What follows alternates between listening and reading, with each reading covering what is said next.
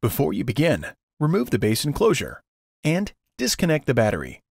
Removal.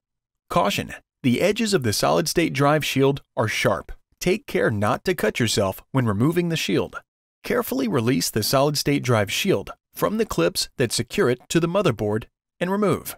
Remove the 2mm P1 Phillips broadhead screw that secures the solid-state drive to the top cover. Grasp the solid-state drive by the edges and pull gently to remove it from its slot. Reverse this procedure to install the solid-state drive. Important: when installing the solid-state drive, be sure to align the notch in the solid-state drive with the key in the solid-state drive slot in the motherboard.